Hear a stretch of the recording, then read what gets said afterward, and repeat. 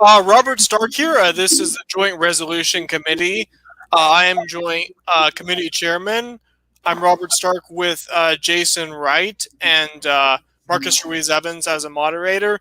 It's 6 p.m. sharp on June 29th, 2021. And the resolutions for different various independence movements, that was a great success, and those are now up on YouTube. And the other thing we were working on is that civil liberties resolution.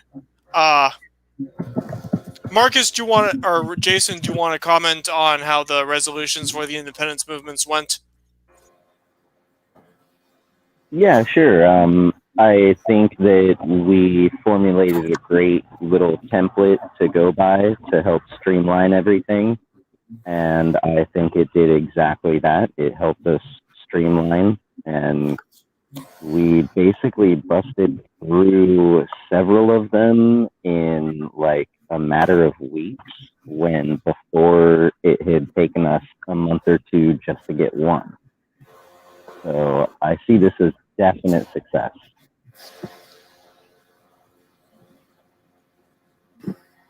And yeah, I see. So Scotland, I think we did. That was a while back, but the ones recently, just to clarify, were Catalonia, Texas, Cape Party, and Artsakh. Those four were the recent ones from the resolutions we worked upon, and the template, which was a success as well.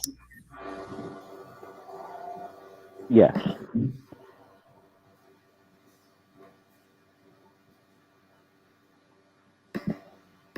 Yeah, I'm just showing everybody that these are all done. It had taken us a couple of months to get the Scotland one together and then out. And in less than that time, we've got like 3 or 4 of them totally nailed out, posted up, whole 9 yards.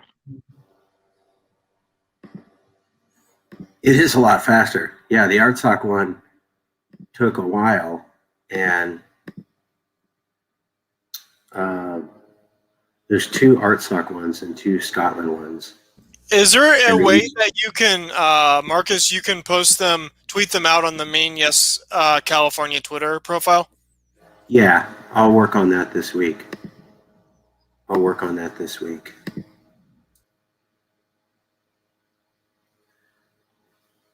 So this is showing we've been working on these speeches. We just saw a little bit. All those are up, and you can see them here. I'm sorry, I don't have a mouse. I'm doing this manually.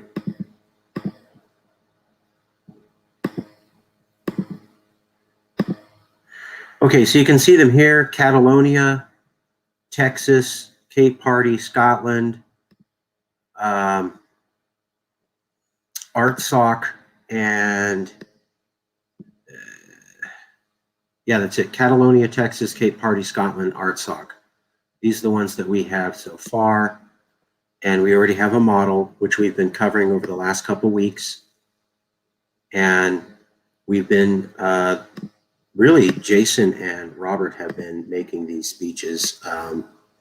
And I don't know who started this. I think it was Robert, but it doesn't, it really a forward vision of let's have solidarity speeches from this independence organization to all of the other ones. And it was not my idea. I believe, Robert, you had been you were at least a heavily push for this. And Jason's also been doing a lot of extensive outreach, especially Scotland and Artsakh. Robert Stark brought in the Cape Party. Texas, we've always had. Catalonia is kind of everybody's, but I think people have been making really good outreach to there. So that is 5. And we have 5 done, 3 following the model. The others didn't. And we have an approved model for the other independence movements. And let me see if I can find a list of those other movements that the this group said that it wanted to make important videos for. Sorry, my words are not coming to me today.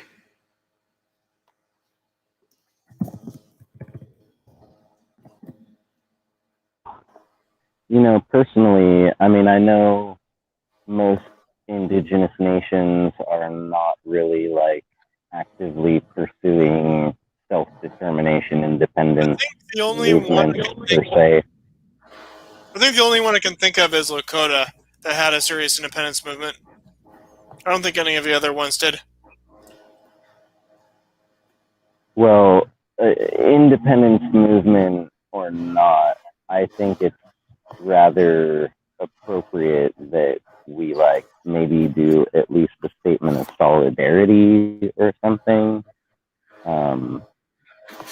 That hey, we understand that the federal government of the United States of America tramples all over the rights of people that they deem as not worthy of those rights. And we understand that many, many generations of oppression can lead to things such as, losing touch with one's own culture, losing track of one's own history. Right? I mean, this rings true for indigenous nations. This also rings true for California, right? California history taught as the United States of America fought a war against Mexico and won California out of it, even though the United States did not fight a war against Mexico. California fought a war against Mexico and won its own independence out of it. And then the United States of America came along to be the bully and annexed and started committing atrocious acts of genocide against the Californios, more than half of whom were indigenous folk. So,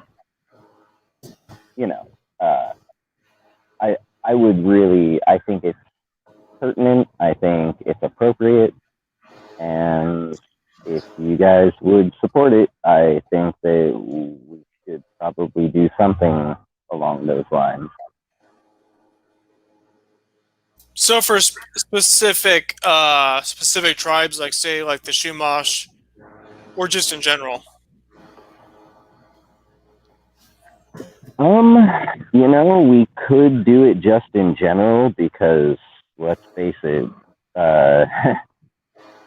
anyone who wasn't white, and there were some white folk who were just very tan, or, they had like, Southern European ancestry, and so they didn't look so white.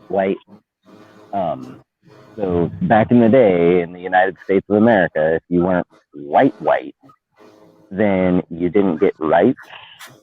No one cared. No one cared that you didn't get rights. You were lucky if you didn't get killed. So really, I think if we do, we could probably just do it as all-encompassing, because every single indigenous nation, every single indigenous person in North America suffered greatly at the hands of the United States.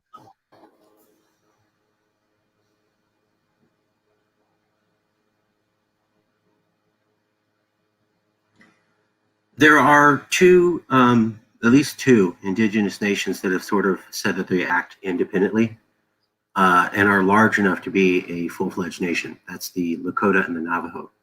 One thing about a lot of these reservations, they overlap multiple states, so would that complicate things? So like Navajo Nation, I think it overlaps Arizona and New Mexico. I'm not sure if it overlaps Utah and Colorado as well, like the Four Corners region, but would that be kind of illegal,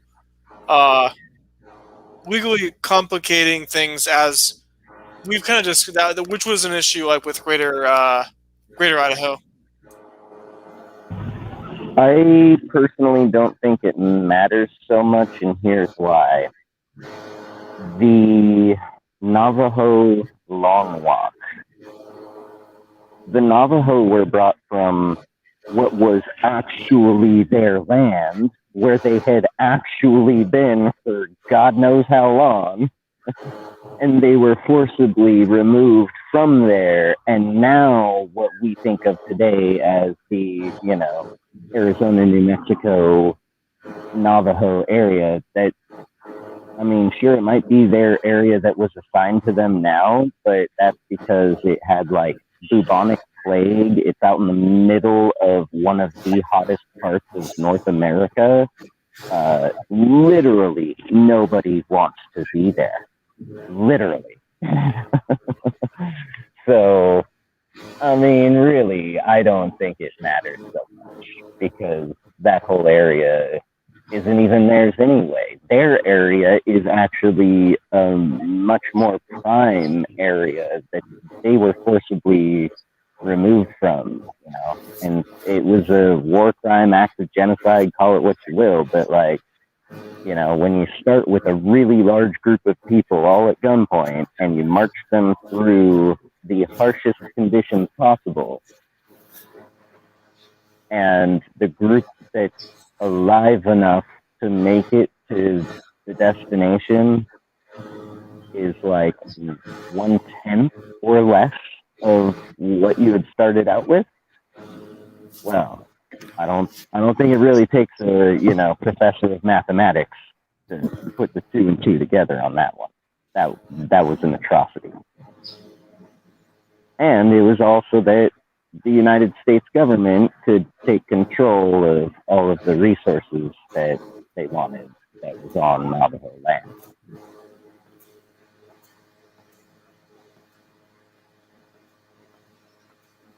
And then the Sioux, I believe, what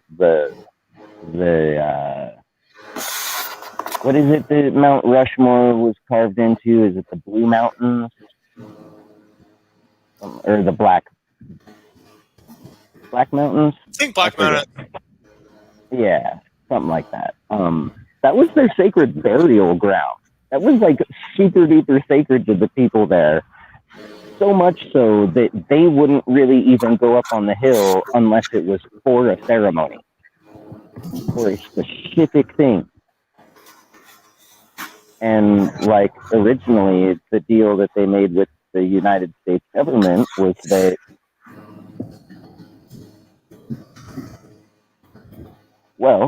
if you guys in this whole area that we deem as sacred, then we don't mind you coming over, trading. We can be friends.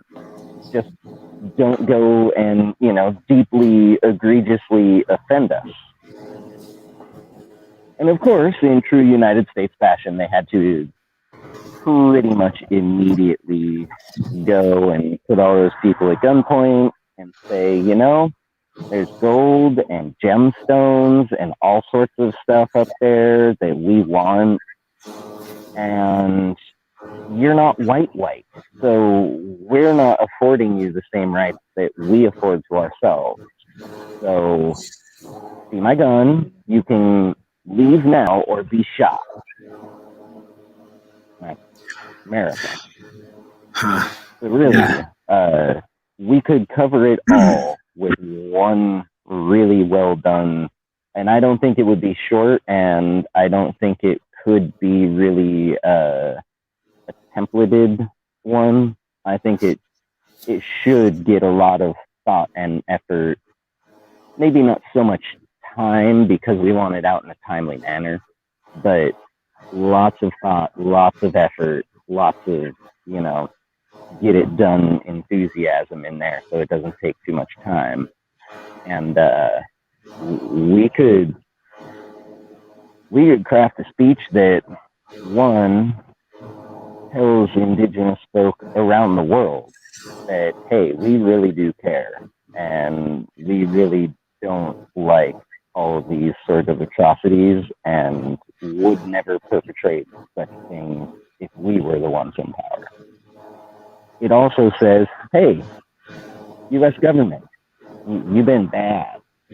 And not only that, but you still have yet to make up for your crimes. Crimes against humanity, no less. Like, some serious stuff.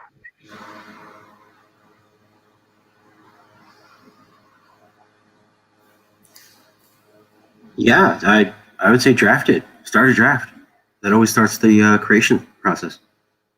And let's see. And what's your vote on that, Robert? Yeah, I support that. If you want to go ahead and just start drafting a resolution. Okay. Yeah. It'll probably take a little bit. I mean, all the way through Sunday, I am pretty busy. But here and there, I'll get little chances to put a little bit more into it here and there. But then I think next week, I'm definitely going to put this as my main workload so that next Tuesday, hopefully, we might be able to come in and discuss some of the fine point stuff. Maybe I know sometimes I dig a little too deep when I'm making my dig. So if I run it by you guys and it seems like I'm being too harsh on Uncle Sam, you can feel free to let me know. All right. Yeah. Or in the inverse, if I'm not being harsh enough on Uncle Sam, for any of our Indigenous brothers and sisters, please feel free to let me know, and I will go harder. That's why I say let's start with the draft and see where it goes. I know we got a few minutes left, like 13 before Robert has to go. I would like to ask the committee heads, Robert and Jason, there's a list at your screen. Puerto Rico, New Caledonia, Greenland, Alaska, English Cameroon, Hong Kong, Papua New Guinea, Flanders, maybe, Tigray, Lakota, Navajo. These are all known independence movements that, except for Flanders, we're pretty sure are peaceful.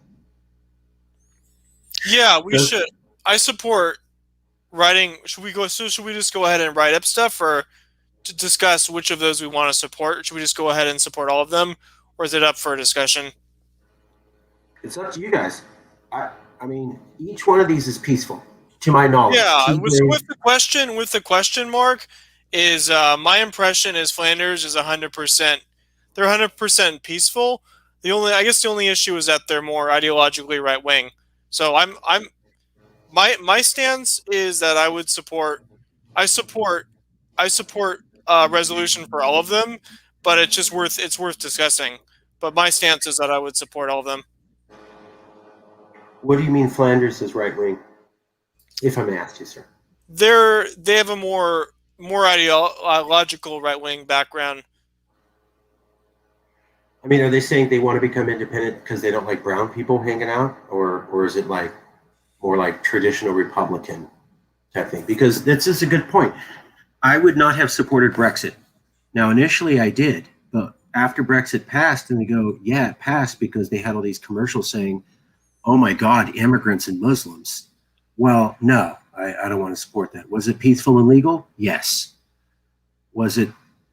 I feel like if we supported Brexit, we were kind of saying, hey. So yeah, it would be similar.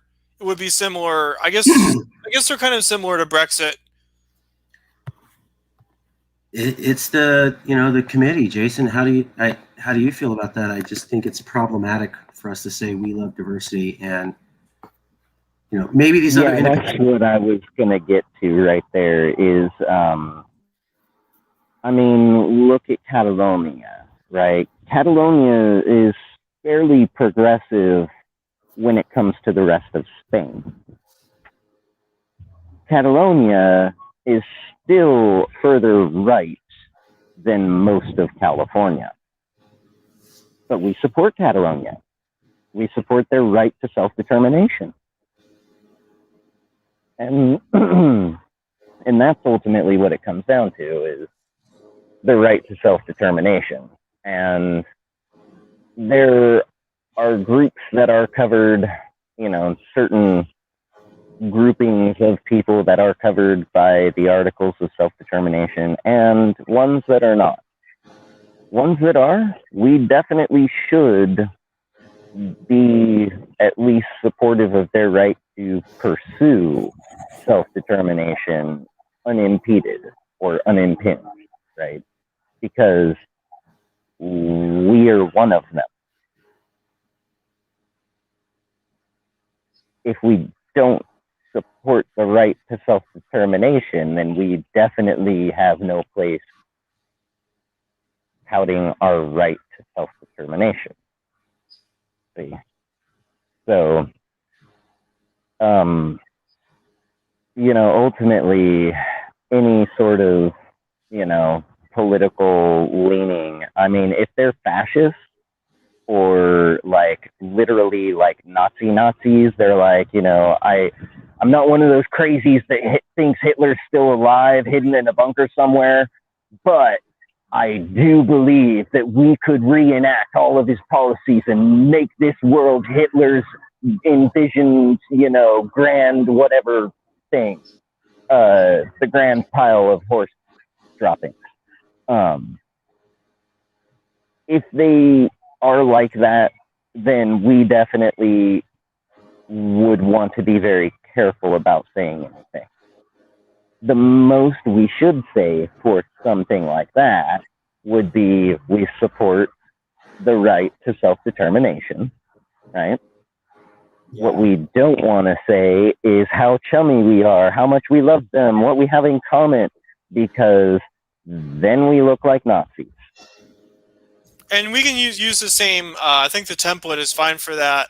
So, like with Texas, if they're an extremist type, let me hear Robert. Okay, sorry. Let's hear Robert out real quick. Yeah, so going back to the template, like some of them we emphasize commonality, and then with Texas we did talk about like the differences because they're in the United States. So with foreign movements, with the template, like how should we emphasize whether there's commonality or just the principle of self-determination? Because there could be an ideological difference, but you could still support them just based on that principle. Well, I believe that, if they're not extremists, right, it's just they've got their views, and their views are different from California views because they're not California. We could point that, hey, we support you. We've got some things in common. And, hey, we support you even though we have some differences. Yeah, because California differences don't hinder our ability to recognize that all self-determination causes need to be supportive of one another for their own sake as much as others. And that all of us really could work together and be productive together even while recognizing our differences, right? And make it our differences make us stronger if we let them, kind of a speech. Yeah, and there are like core principles of like human rights you can talk about, like freedom from oppression, that are universal. But then when we talk about California values, there are certain things that are universal, that are universal rights, and you don't want to support something that violates that. But then there is room for disagreement, and if they don't support California values, that I don't think they necessarily have to. I think each nation has their own history, culture, and political outlook, and that's fine. Yeah, I'm fine with all that. I just, with Texas, yeah, they have different values than this, and Catalonia. Also, because it's in with I think the distinction that I brought up is like Texas. That's in the United States. Like I think there is a different framework for writing these resolutions. We're talking about a foreign country because they're not sharing the same political system, and because the issue of Texas is like there's an issue where Texas feels that California values are being imposed upon them. And there was that when Trump or Republicans were president, the same issue. California felt that red states were imposing their values upon California, but that's going to be less of an issue if we're talking about a foreign country. Yeah. I agree. My only thinking is this. I don't want to be seen as, yes, California supporting that being hostile to immigration and wanting to kick out ethnic groups is a cool way to back your movement. Texas, for all of their anti-Californianess, hasn't really framed their love of independence around they want to kick out immigrants. I don't think they love immigrants like us. I think they're a lot more racist, but or tolerant of it, but it's not framed around that. Brexit was framed around that. And what I'm getting from you, Robert, is that Flanders is framing that, whereas all of these other independent. Yeah, that is true that's probably true with Flanders, similar to Brexit. I'd like to avoid that, or I'd like to propose that we avoid that. You can have totally different politics than us, like Jason is saying, but if your motivation is those brown-skinned immigrants, yeah. And really, we're only missing Flanders. There's 10 more places to go. Like, that knocks one off the list. Well, yeah, and if I may cut in real quick, I think that if Flanders' movement is for self-determination, yet it's based in a racist or very dark kind of a place.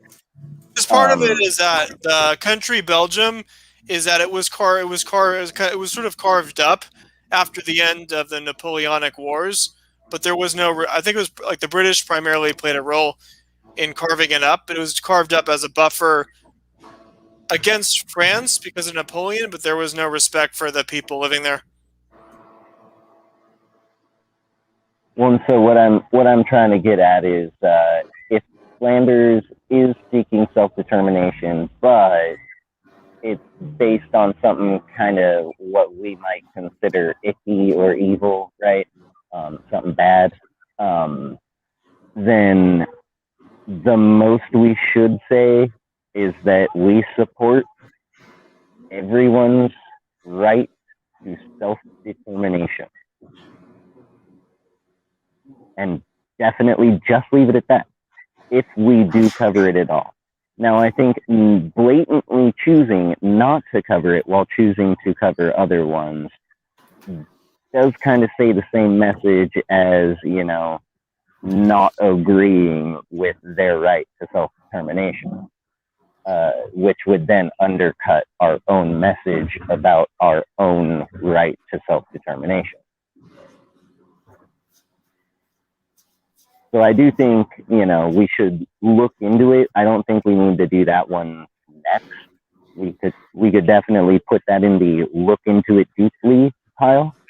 And maybe, if I might suggest, Puerto Rico, Alaska, Hong Kong, or Tigray. If we could do any of those as the next one, well, I'll be working on, the Indigenous Nations outreach speech. Robert, how do you feel about that? Yeah, the ones listed, we can go over them, and then if they're in a question mark, we can revisit them in the future. You cool with these being the next three? And I'm sure there's probably more. But I think those three can be the priority. We'll get them all. I'm just saying, is the group okay with we take Jason's suggestion to say next is these three? We'll work on knocking these out, and then we'll go back to the list. Yeah, I'm fine with that. Jason, is that okay for the committee to make that a priority for the future? Yeah, totally. Okay, then these are the ones we're looking at. We will take a deep, long think about Flanders. Excellent point about the right of self-determination. These will be the next three. We will follow the model already done, and we'll get a bunch of them done. Robert, I want to respect your time. It is 6:30. If you'd like to stay longer, totally love it, but I want to respect your wishes, and thank you for being so willing to modify your schedule. Okay, bye. Okay. Stay safe, Robert. Bye. Take care. Jason, let me in the broadcast, and then can I call you in a few minutes? Yeah, totally. Is that cool? Yeah. Okay. All right. I'll call you in a few minutes. Just Is let there me do anything the you want outro. to say? Yeah, and I just want to get on the road in a few minutes. Is there anything that we need to say at this meeting to get it out, recorded? Like, yes, we brought it up. Or is there issues we need to cover, or at least to mention them? There is a very, very huge domestic to the United States. However, for California as a nation or as an independent entity, anything in the United States is not domestic for us, but foreign. So this domestically foreign, foreignly domestic issue, Joe Biden just used executive power to bomb Syria, militant in Syria. So the United States, the leader of the United States, used his supreme command authority to bomb troops from another country, in another country. Yeah. Nancy Without consent of Pelosi, Congress. yes, without consent of Congress. However, here's the kicker. He got the world's worst Californian to agree, Nancy Pelosi. She who does not even live here yet somehow still keeps getting elected as our representative. And I know people who don't live in California who are much more in touch with California and California way of thinking and being, California values, than Speaker of the House Pelosi is. So she signed off on it as the third highest. Yes, everyone, if you're listening in, first highest authority, President of the United States. Second highest authority, Vice President of the United States. And the third highest is the Speaker of the House of Representatives, who is Nancy Pelosi. So she agreed that this was an act of self-defense for the United States, which means that it does not need an act of Congress at that point. Not true. She's wrong. I'm not. Your story's correct. Well, yeah, I mean, I know it's obviously not self-defense, right? Like someone has to break into your home for you to be able to shoot them in self-defense, right? If these people are over in their own home and you come into their home and blow them to smithereens, you don't get to claim self-defense. Yeah. Okay. But there's the world's worst Californian justifying it for him as such. So yeah, and it's a huge issue. It's been going on for a while. When Biden was vice president under Obama, they were doing some of this. Then Trump kind of ramped it up a little bit. And because it was Trump, everyone totally was willing to call it out for what it was. War crime. And then now that Biden's the president, well, it's just self-defense.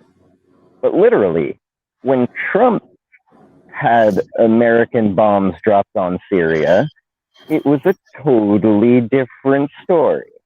Yeah. I don't like Trump, not one bit. But I gotta point out that, just as we can't say we support some people's right to self-determination, but not others, right? We have to be 100% fair, unbiased, neutral, right? And that means calling it as it is, not mincing words, not beating around the bush. It is literally the same thing and being called not a big deal just because of who's in office, just because of the color of the party that's in office, rather. It's not so much Joe Biden himself. It's more the fact that he's part of the Democrats. Yep. Okay. We'll end it there. Would you like to do the outro? Yes. So, everyone, thank you for joining us. We apologize that we have to keep it a little bit more brief this week, but next week, if you tune back in, should be all sorts of juicy stuff to go over. This has been the Joint Issues Committee, or also known as the Resolutions Committee, for the Cal Exit Congress. I have been one of your co-hosts, along with Robert Stark, who is not currently here now. I am Jason Wright, and together with host and moderator Marcus Ruiz Evans, also the president of Yes California, I am going to call this meeting on June the 29th of 2021 adjourned. All right.